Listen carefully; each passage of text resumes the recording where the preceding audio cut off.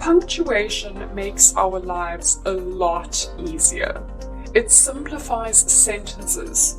It makes it easier to read. It helps us to organize information logically. It even reduces the chance of confusion or misunderstanding. Your punctuation skills can make or break your writing abilities. If you are not using punctuation correctly, your sentences will seem clumsy and disorganized. If you do use it correctly, your writing will stand out. It will be a lot easier for people to read what you have written. Now, of course, this can only mean that the correct use of pronunciation will help you to increase your IELTS band score immensely. So, I hope you're excited to learn a lot more about punctuation in this lesson so that you can optimize your writing skills. I'm so glad you're here because by the end of this lesson, you'll be able to use commas correctly, hyphenate words correctly. You'll know when to use apostrophes, and you'll be able to differentiate between long and short dashes. The information you'll be learning today will really put you ahead and make you stand out. Because believe me when I say that even native speakers often get their pronunciation wrong. In fact, most of what you'll learn today will surprise native speakers. Maybe one day you'll be able to teach a native speaker something about English punctuation. But of course, before we dive into today's lesson content, I want to talk to you about your Lesson 4 challenge. This challenge had to do with your connected speech skills. I challenged you to practice using connected speech. Talk to a friend about your favorite film using the connected speech conventions you have learned. I would love to know, how did it go? Did you connect consonant and vowel word combinations? Did you connect schwa and vowel word combinations? And did you connect consonant and consonant word combinations? Remember that if you have any questions, or if you would like to talk about some of the challenges you may have come across when doing this challenge, I am always here to answer your queries. All you have to do is contact us at support@shawacademy.com and I will get back to you as soon as possible. Great, now we can get started with our Lesson 5 content, Writing That Flows. How to write cohesively. We'll start with the basics. What is punctuation? Now, punctuation marks are connecting devices that make sentences flow. For example, we have full stops, commas, colons, and many more.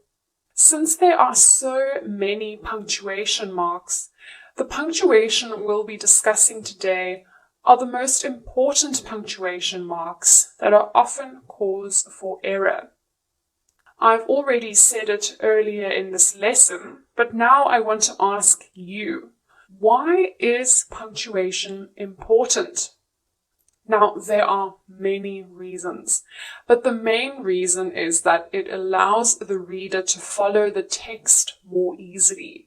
And of course, this can only mean good things for your IELTS writing score. Punctuation also helps us to avoid ambiguity. In other words, it makes it less likely that one would feel confused by a sentence or paragraph. So it makes the meaning clearer, and it helps us to absorb the information in a text more easily and accurately. We're going to dive straight into our first punctuation mark we'll be learning about in this lesson, commas. Let's talk about the purpose of a comma. A comma indicates a pause in spoken speech. So, if you're reading a text out loud, Whenever you see a comma, you would pause for a second. On the more grammatical side, a comma can be used to separate items in a list. Commas are also used to separate clauses. And if you don't remember much about clauses, don't worry, because we'll be doing a quick recap of clauses in a little while to refresh your memory. Let's talk about each of these purposes of a comma one by one. We'll start with pauses. As you know, pauses indicate where one would pause in spoken language. And it indicates where to pause if you were to read a text out loud. Now, this is a more obvious purpose of a comma, so I'm not going to be elaborating on it too much. But I do want to illustrate what happens if you forget to use commas in a sentence. The following sentence contains no commas. How would it sound when I read it out loud? Although I have lots of hobbies, I have to say my favorite hobbies are playing hockey, reading books, knitting, gardening, and cooking. That was quite a mouthful. Now, when we speak, we have natural pauses. So our use of commas should reflect these pauses as accurately as possible. Okay, now I have added some commas. How does it sound when I read out loud? Although I have lots of hobbies, I have to say my favorite hobbies are playing hockey, reading books, knitting, gardening, and cooking. Do you hear the appropriate pauses and how the commas show me where to pause? But commas do a lot more than just indicate pauses. There are grammatical rules for the commas. We will explore these now. Now, one very common reason why people use commas is to separate items in a list. For example, I need to buy onions, broccoli, tomatoes, nuts, and lettuce. Do you see how each of the items in the list are separated by means of a comma? Do you see how commas can help us to logically organize information like items on a list? Now, I quickly want to talk to you about something that I'm personally very passionate about, the Oxford comma. The Oxford comma has to do with lists. The Oxford comma goes after the second last item in a list. The use of the Oxford comma can help you avoid confusion. Here, the Oxford comma is not used, which leads to confusion. I spoke to my parents, Lester and Janet. In this sentence, Sarah wants to tell us that she spoke to 4 people. Her 2 parents, and Lester, and Janet. These are separate people. But since Sarah forgot to use the Oxford comma, it now seems like her parents' names are Lester and Janet. She needed to use the Oxford comma to show that Lester and Janet are 2 separate entities and that they are not linked to her parents. This is only one example of ways in which forgetting to use the Oxford comma can lead to confusion and misunderstanding. Now, here the Oxford comma is used correctly in the list. I spoke to my parents, Lester and Janet. Do you see that Sarah has added the comma after the second last item in the list, Lester? Now that we have added the Oxford comma, we can see that Sarah's 2 parents and Lester and Janet are 4 separate people. I always say that no matter the context of the list, you should always use the Oxford comma to get into the right habit and avoid ambiguity. On to our next purpose of a comma. Commas are used to separate clauses.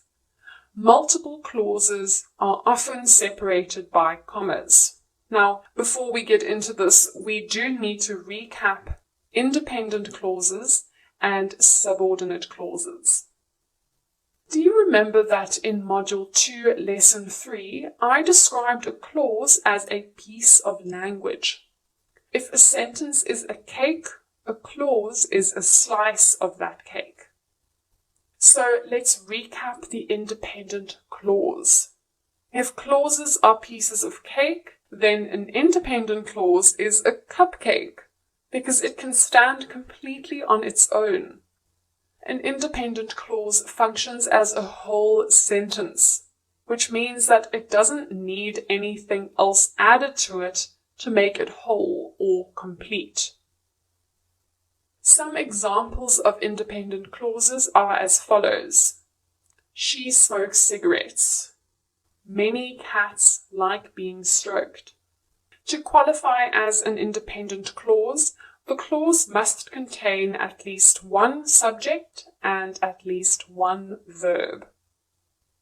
Great. Now let's recap the next type of clause, a subordinate clause.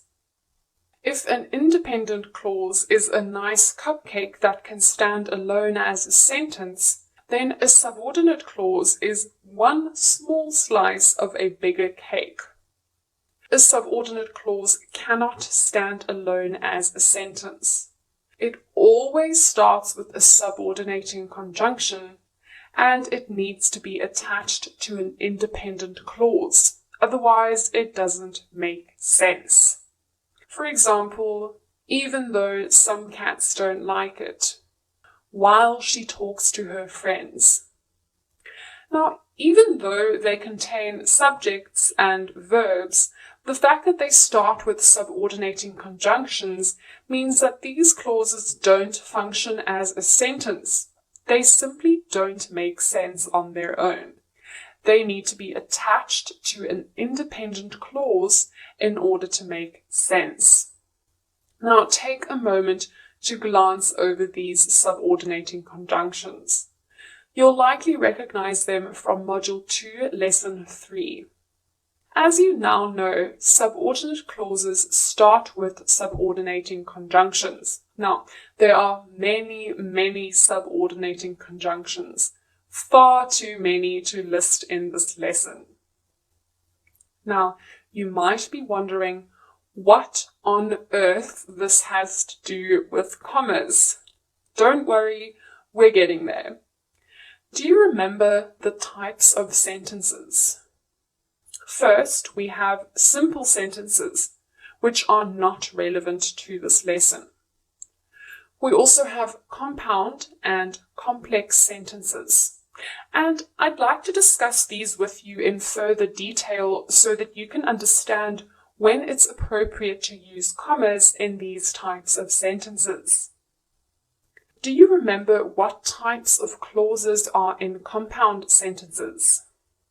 Compound sentences contain two or more independent clauses.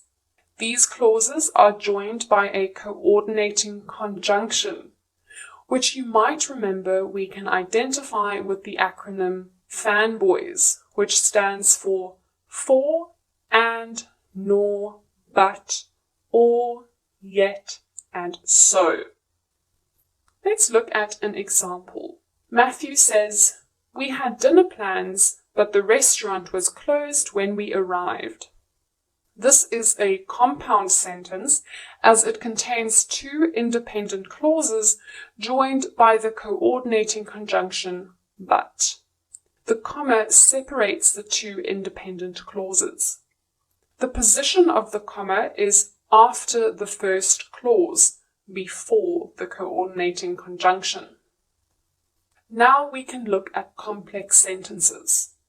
Do you remember what complex sentences consist of? A complex sentence consists of an independent clause and a subordinate clause. These clauses are joined by a subordinating conjunction. In complex sentences, a comma is only used when the subordinate clause is before the independent clause. Have a look at this example. Ali says, "I always check that my wallet is in my pocket before I leave the house." This is, of course, an example of a complex sentence. It contains an independent clause at the beginning and a subordinate clause at the end, which you will see is written in bold. Now, this sentence has no comma. Do you know why? Because the independent clause is before the subordinate clause. Now look at this example. Ali says, "Before I leave the house, I always check that my wallet is in my pocket." This is also a complex sentence, as it contains a subordinate clause, which you'll see written in bold at the beginning of the sentence, and it contains an independent clause. Now, do you see a comma? Yes. In this case, a comma is used because the subordinate clause is before the independent clause. Take note of the positioning of the comma. The comma is after the subordinate clause.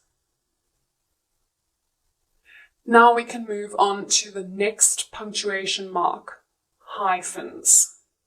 We're going to talk about hyphenated compounds.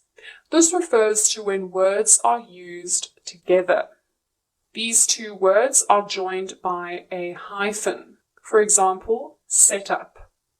Now, hyphenated nouns are quite inconsistent. So if you're wondering whether a noun consisting of two words should be hyphenated or not, refer to a dictionary. But hyphenated adjectives, on the other hand, have rules that you can learn. So we will now be going over some different types of hyphenated adjectives. First, we have hyphenated adjectives, which consist of a noun plus an adjective. Like I said, this is a hyphenated compound, which functions as an adjective. It contains a noun and an adjective, which are joined by a hyphen. For example, Carla says, "I am looking for a cat-friendly apartment to rent." Do you see the hyphen between cat and friendly? This is an example of a hyphenated compound adjective. It contains a noun and an adjective joined by a hyphen. Note that you should only hyphenate this adjective compound if it appears before the noun. Also note that there is no space before or after the hyphen. Another type of hyphenated compound adjective is an adjective that consists of a noun and a present participle. This type of hyphenated compound consists of a noun and a present participle joined by a hyphen. Now, you may be wondering what a present participle is. A present participle is a word that ends in ing, such as walking and looking. For example, Carla says, "I ate a mouth-watering cake today. It was so delicious." Mouth-watering is a hyphenated compound adjective that consists of a noun and a present participle joined by a hyphen. Again, only hyphenate the compound adjective if it appears before the noun cake. And also note again that there is no space before or after the hyphen. The last hyphenated adjective compound is the adjective that consists of an adjective and a present participle. This compound contains an adjective and present participle that are joined by a hyphen. For example, Carla says, "I didn't want to approach the scary-looking dog at the park." The word scary-looking is a hyphenated compound adjective which contains an adjective and present participle joined by a hyphen. Remember to only hyphenate if the adjective compound appears before the noun. And also remember there is no space before or after the hyphen. I have a quick trivia question for you. Which one is correct? Take a moment to read through options A and B and look at the adjective compound in each option. Should the compound be hyphenated or not? The correct answer is A. The compound adjective should not be hyphenated. Since the adjective compound is after the noun restaurant, it should not be hyphenated. We only hyphenate adjective compounds if they appear before the noun. Coming up in the next lesson, we are going to be tackling some advanced grammar to improve your understanding of how words relate to one another and ultimately give you the opportunity to build better sentences. You'll be learning about different types of word transformations that will prove extremely useful for your productive language skills. I look forward to seeing you there. Now let's move on to our next core topic, dashes. You may be thinking, isn't a dash the same thing as a hyphen? I mean, they are both straight lines, so what's the difference? Well, there is actually quite a big difference between dashes and hyphens, and this difference has to do with the function which they form within a sentence. Hyphens connect words, but dashes connect parts of a sentence. There are two types of dashes in this lesson, the short dash and the long dash. We use the short dash when we are writing down a range. For example, the lesson takes place twice a week from 4 o'clock to 5 o'clock. There are 12 to 15 people working in the office today. The long dash, on the other hand, separates a part of the sentence that gives extra information. For example, you, the parent, must take responsibility for your child. The information, the parent, is not essential to the meaning of the sentence, because the person reading it surely already knows that they are the parent, so it isn't new information, but the writer has chosen to add this as extra information for some reason or another. And a good way to add in extra information is with the long dash. Note how the long dash is slightly longer than the short dash and the hyphen. The long dash also separates the conclusion of a sentence for emphasis. For example, I only like 2 dog breeds, spaniels and bulldogs. Do you see how the final part of the sentence has been separated from the rest of the sentence by means of a long dash? We could have also used a colon here, but a dash gives this part of the sentence a lot more emphasis. And now we can finish off this lesson by discussing apostrophes. We use apostrophes for 2 reasons. The first reason is to show possession. Possession means when something belongs to you. For example, the children's toys. The next reason is to show contraction. Contraction is when we shorten word combinations. You're likely already aware of contractions, as they are very common in everyday English. An example of a contraction is do not becomes don't. Now take note of the apostrophe. We normally put the apostrophe in the place where some letters have been deleted. I have a trivia question for you. Which is correct? Take a moment to look at options A and B. The correct answer is B. A very, very important thing to remember is that we never use apostrophes to indicate plural forms. This is a very common error that even native speakers make, So being aware of this important rule will really work to your advantage. Now, for this lesson's challenge, I'd like you to complete this paragraph by filling in the correct punctuation marks. There are 3 types of sentences: simple, compound, and complex. If you understand clauses, you'll improve your sentence forming skills.